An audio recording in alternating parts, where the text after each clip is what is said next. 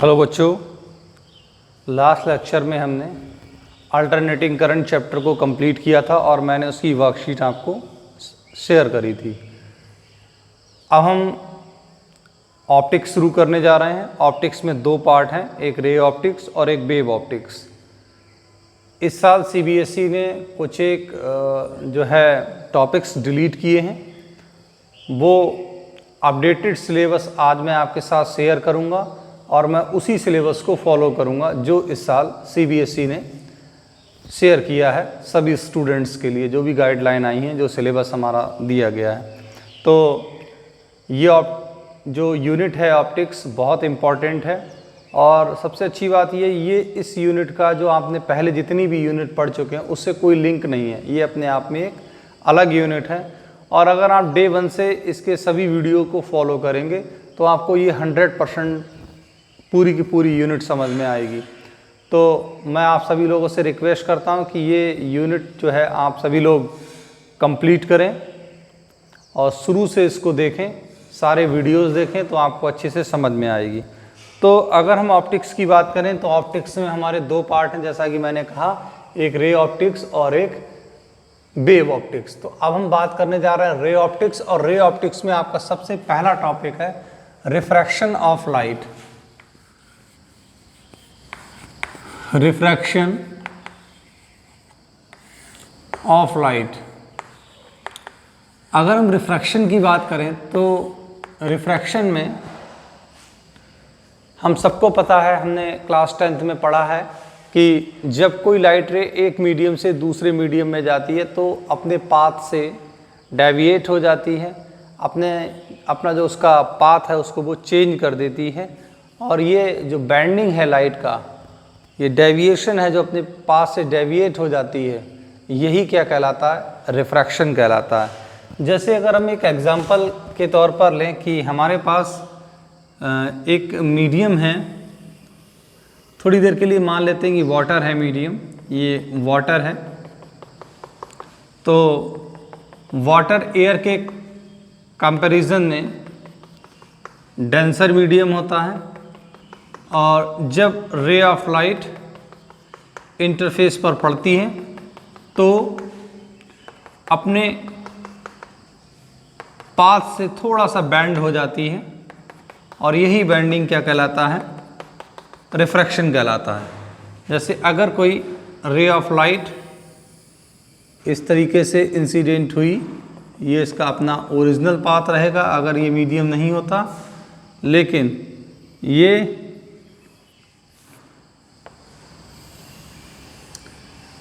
Normal हो गया, this is a normal, और ये इंसिडेंट रे हो गई। तो ये ऐसे जानी थी, लेकिन मीडियम चेंज हो जाने की वजह से ये अपने पास से बेंड कर गई। यहाँ पर ये नॉर्मल के साथ जितने एंगल पर इंसिडेंट होगी उसको हम एंगल ऑफ इंसिडेंस कहते हैं, और नॉर्मल के साथ रिफ्रैक्टेड लाइट रे जो भी एंगल बनाएगी उसको हम एंगल ऑफ रिफ्रैक्शन कहेंगे। ये यहाँ पर इंसिडेंट रे है, इंसिडेंट रे, और ये यहाँ पर रिफ्रैक्टेड रे है, रिफ्रैक्टेड रे, और ये नॉर्मल हो गया। तो यहाँ पर हमने देखा कि जब कोई लाइट रेयर मीडियम से डेंसर मीडियम में जाती है तो वो नॉर्मल की तरफ बेंड कर जाती है। अब सबसे पहली बात, ये जो बेंडिंग हुआ यहाँ पर, ये जो लाइट बेंड कर गई, ये वाली लाइट इतना जो बेंड कर गई है, एग्जैक्टली देखा जाए तो यही बेंडिंग क्या कहलाता है? रिफ्रैक्शन ऑफ लाइट कहलाता। अब ये रिफ्रैक्शन होता क्यों है? अगर हम लाइट की बात करें तो बेसिक 3 कैरेक्टरिस्टिक्स हैं लाइट की। एक उसकी वेलोसिटी, एक इसकी फ्रीक्वेंसी और एक उसकी वेवलेंथ। ये 3 कैरेक्टरिस्टिक्स लाइट की हम बेसिक कैरेक्टरिस्टिक्स कहते हैं।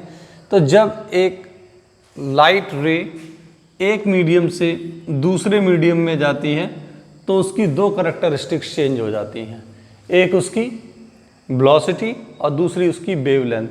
वेलोसिटी चेंज होने की वजह से ही कोई भी लाइट रे अपने पाथ से बैंड हो जाती है। जब वेलोसिटी चेंज होती है, और वेलोसिटी भी चेंज क्यों होती है उसकी भी बात कर लेते हैं। मतलब रिफ्रैक्शन एग्जैक्टली होता क्यों है। अगर हम बात करें रिफ्रैक्शन क्यों होता है, तो अलग अलग मीडियम की डेंसिटी अलग अलग होती है और अलग अलग मीडियम की डेंसिटी अलग अलग होने की वजह से जो लाइट है उसकी वेलोसिटी चेंज हो जाती है। जब लाइट एक मीडियम से दूसरे मीडियम में जाती है तो उसकी वेलोसिटी चेंज हो जाती है और चेंज हो जाने की वजह से वो अपने पाथ से क्या हो जाती है, बैंड हो जाती है या अपने पास से डेविएट हो जाती है, और यही फिनोमेना क्या कहलाता है, रिफ्रैक्शन कहलाता है। रिफ्रैक्शन में यूज़ होने वाले कुछ मेन जो हैं कह सकते हैं कंपोनेंट क्या क्या हैं, जैसे नॉर्मल है, एंगल ऑफ इंसिडेंस है, एंगल ऑफ रिफ्रैक्शन है, इंसिडेंट रे है, रिफ्रैक्टेड रे है, और ये सब आपने 10th स्टैंडर्ड में पढ़े हैं। तो डियर स्टूडेंट, ये था रिफ्रैक्शन ऑफ लाइट। अब अगर हम बात करें laws of refraction of light, तो कितने लॉज होते हैं, लॉज ऑफ रिफ्रैक्शन, ये बहुत अहम टॉपिक है। लॉज ऑफ रिफ्रैक्शन में सबसे पहला लॉ है क्या, normal, incident ray and refracted ray all lie in the same plane, सभी के सभी सेम प्लेन में लाई करते हैं। प्लेन का क्या मतलब हुआ, यहाँ पर देखिए 3 डायमेंशनल में 3 प्लेन्स पॉसिबल होते हैं, 2 डायमेंशन में 1 प्लेन। तो यहाँ देखा जाए नॉर्मल, इंसिडेंट रे और रिफ्रैक्टेड रे ये 2 डायमेंशनल होते हैं। अब जब ये 2 डायमेंशनल होंगे तो ऐसी स्थिति में इनको तीनों को एक ही प्लेन पर ड्रॉ किया जा सकता है, यानी कि ये तीनों एक ही प्लेन में लाई करेंगे। यानी क्या, नॉर्मल, इंसिडेंट रे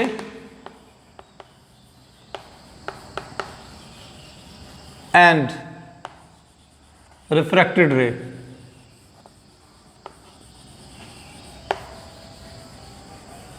all lie in the same plane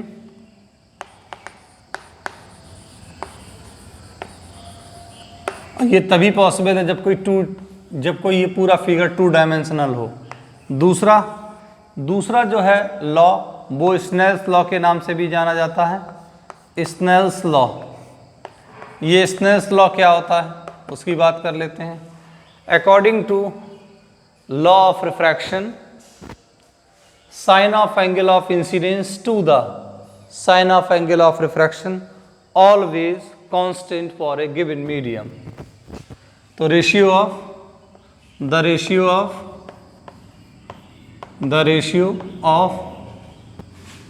sign of angle of incidence and sine of angle of refraction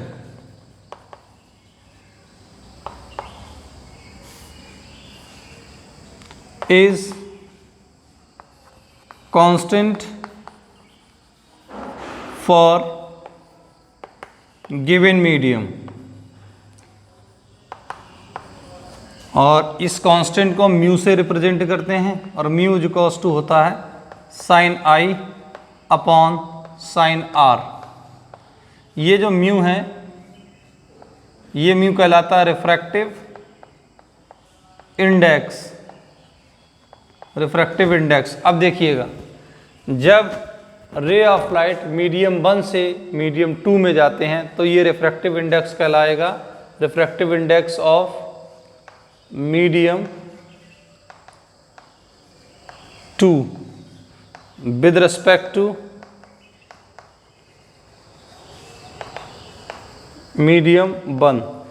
जिस मीडियम में जाता है, तो डेंसर मीडियम में जा रहा है तो डेंसर मीडियम का रिफ्रैक्टिव इंडेक्स होगा रेयर मीडियम के रेस्पेक्ट में, और डेंसर से रेयर में जा रहा है तो रेयर मीडियम का रिफ्रैक्टिव इंडेक्स होगा डेंसर मीडियम के रेस्पेक्ट में। इसको हम ऐसे भी लिख सकते हैं 1 mu 2 is equals to sine I upon sine R. ये तब है जब रे ऑफ लाइट मीडियम 1 से मीडियम 2 में जा रही है। ये तब है जहां पर ये आई है और ये आर है। अब इसको हम बोलते हैं refractive index of the medium. ये रिफ्रैक्टिव इंडेक्स एग्जैक्टली क्या होता है? तो refractive index of the medium is tell about the degree of refraction.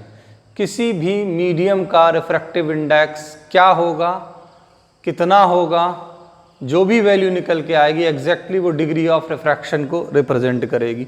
अब डिग्री ऑफ रिफ्रैक्शन क्या होता है? डिग्री ऑफ रिफ्रैक्शन होता है कि कोई भी लाइट रे जब एक मीडियम से दूसरे मीडियम में जाएगी तो एग्जैक्टली लाइट रे कितना बेंड करेगी, वो कहलाता है डिग्री ऑफ रिफ्रैक्शन। तो म्यू क्या एक्सप्लेन करता है? डिग्री ऑफ रिफ्रैक्शन को एक्सप्लेन करता है।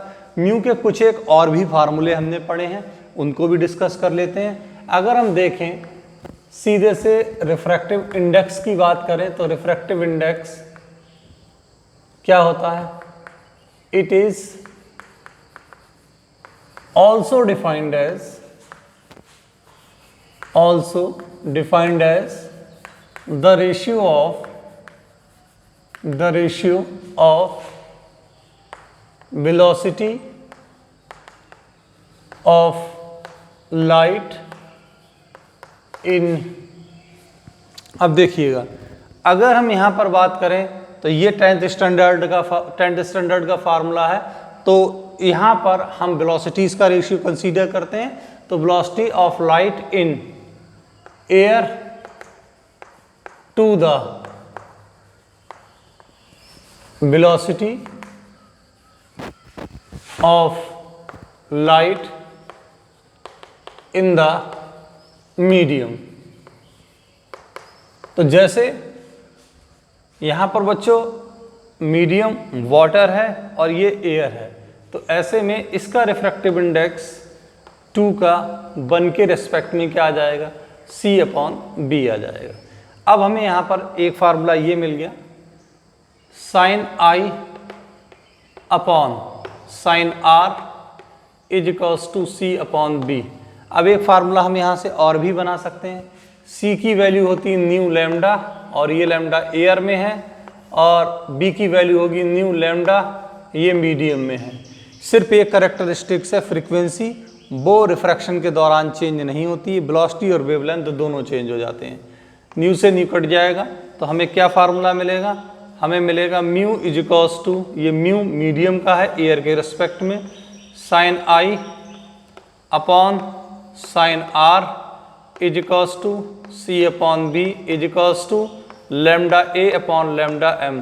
डियर स्टूडेंट, ये फार्मूला जो है बहुत इम्पॉर्टेंट फार्मूला है और इसको आप जो है याद रखेंगे, ये न्यूमेरिकल में बहुत काम आने वाला है। तो ये बहुत इम्पॉर्टेंट फार्मूला हो गया जो कि रिफ्रैक्टिव इंडेक्स को रिप्रेजेंट करता है। तो ये बात हो गई किसकी? रिफ्रैक्शन ऑफ लाइट की।